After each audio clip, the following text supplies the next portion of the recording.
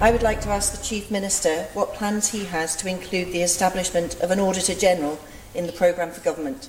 I call on the Chief Minister to reply. Thank you, Mr Deputy President.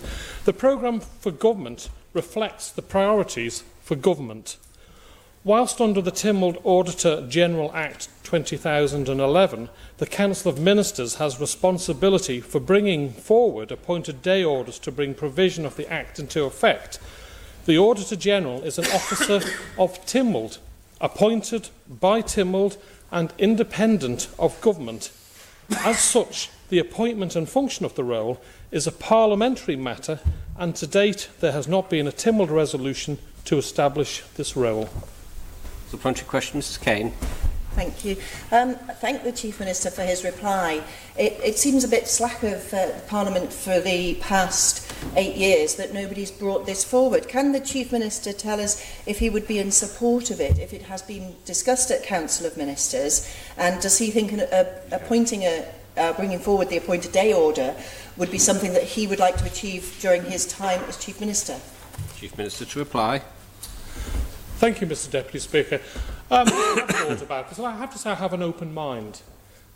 If honourable members feel there is a problem where our accounts are not where they would like them to be, and they feel that the spending of hundreds of thousands of pounds is necessary, I mean, some of you have been to, honourable members have been to Jersey recently, where you've looked into their system. I think they spend circa £1 million.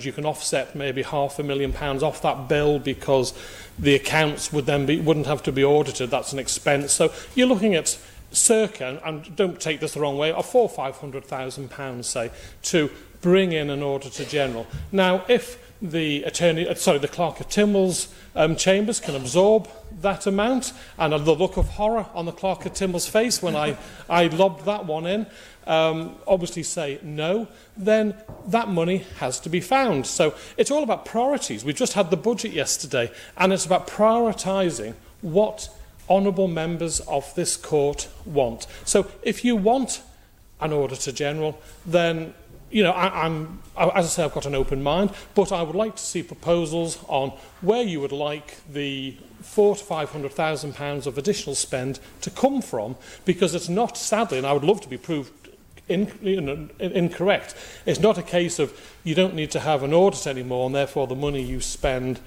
you would save on that would fund the full amount of an Auditor General. The feedback I've had from quite a few of you who've been down to Jersey to see what their costs are show that there would be an additional amount to fund, and therefore it is up to this Honourable Court, and if the Honourable Court wishes it, I'm more than happy to take it forward. Supplementary question, Mr Hooper. Thank you very much, Mr Deputy President. I wonder if the Chief Minister is aware of the Commonwealth Parliamentary Association's recommended benchmarks for democratic legislatures. There was a Tynwald committee did a self-assessment against these international benchmarks some time ago, I think back in 2011.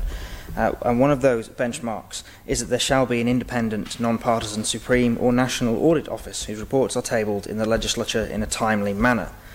Does the Chief Minister think that as part of demonstrating that the Isle of Man is a well-regulated and responsible democratic island, does he not agree that perhaps we should ensure that we are at least meeting these international benchmarks? Chief Minister to reply. Thank you, Mr Deputy President. Again, I have an open mind, honourable members. We don't live in a utopian world. Does our accounting system have a bad reputation? Are there problems? We're a small jurisdiction, and if we do everything that a population, say, of the United Kingdom size of 50 million residents does, or the likes of Kenya, who's another CPA, where it could be argued there's more of a need for that in larger countries than smaller countries. I have an open mind. All I'm trying to put over is that if members want this, it comes at a cost. We've just had an excellent rating that the Treasury Minister mentioned about Moody's views on the Isle of Man, and they've inspected how we do things on the Isle of Man. I'm sure if they had concerns, they would have raised them. It really is up to individual members whether they wish to or not. Yes, I concede what Mr Hooper is saying is what the CPA recommend, but there are lots of things that we can do, and it's up to honourable members to decide. If you want to do it, it comes at a cost. what are your priorities with finding this money, and where do you want to take money away from to fund it? So as I've got an open mind, I'm not going to say no if it, well, obviously I'm not going to say no if Tim will direct me to. Supplementary question, Mrs Caine. Thank you, Mr Deputy President. I'm a bit puzzled by the Chief Minister's response, if I'm honest. When we try so hard to meet international obligations in so many in financial regulation and tax, why would he have an open mind? Why wouldn't he be banging the drum and leading the way on appointing an Auditor General? Is he aware that so far we are with Guernsey, 2 jurisdictions who do not have one, but all but the smallest overseas territories have an Auditor General. Even St Helena, little island St Helena, with a population of only 5,000, has an Auditor General. And the Chief Minister might be aware that recently I was in Canada and I had the benefit of speaking to Glenn Wheeler from the Office of the Auditor General in Canada Northwest Territories. And they perform financial audits and performance audits on department. And he said, for instance, an audit on the Education Department in 2010 was very negative and contentious, poorly received, but was a catalyst for change. And now members of education would say there's been a big improvement. And would the Chief Minister see that having an Auditor General looking at the whole question of policy implementation and priorities would give comfort to the wider public that there is somebody over even Treasury auditing the government performance, and that would be a good thing for the Isle of Man?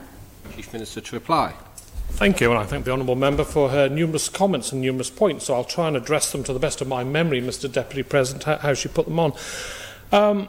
First and foremost, as Chief Minister, when I'm away, or officers of the Cabinet Office, Treasury, etc., we're dealing with issues such as anti-money laundering, EU Code of Conduct Group, OECD, beneficial ownership, Tax 3, to name but a list, a few of many international concerns that we and compliances, areas that we have to comply with.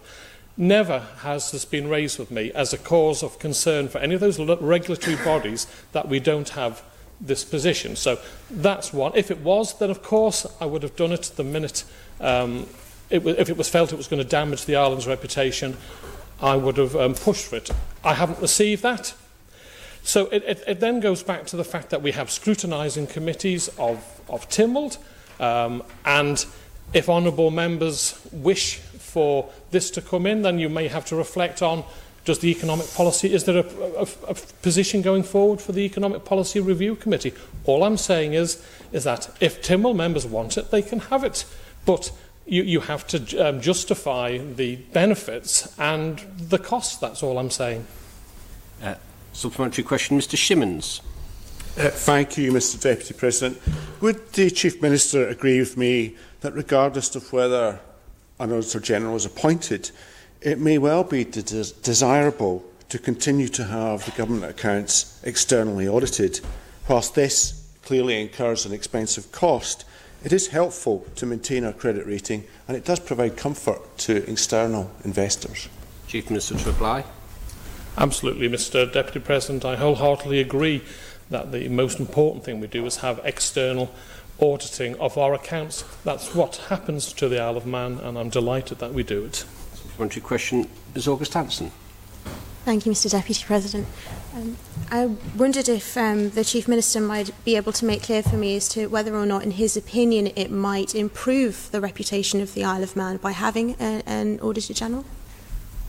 Chief Minister to reply. Thank you, Mr Deputy President. Obviously, one of the number one policies is that we are seen as an internationally responsible jurisdiction. At no time has this issue been raised with me when I'm in Westminster or dealing with other jurisdictions, whether in the British Irish Council or at other meetings. If it becomes an issue, then of course I'm more than happy to do anything that ensures the Isle of Man remains a respected, compliant jurisdiction. Supplementary question, Mr Thomas. Thank you, Mr Deputy President. Would the Chief Minister agree with me that it's been hard enough for Tynwald to find the 10 or 15,000 for the Tynwald Commissioner for Administration in the last year, and that is something, the budget is something really important that needs to be taken account. Cabinet Office, with the government funds outside Tynwald, has been paying for the Tynwald Commissioner for Administration. Chief Minister to reply. Thank you, Mr Deputy President. Yes, I do agree with the Honourable Member, Mr Thomas.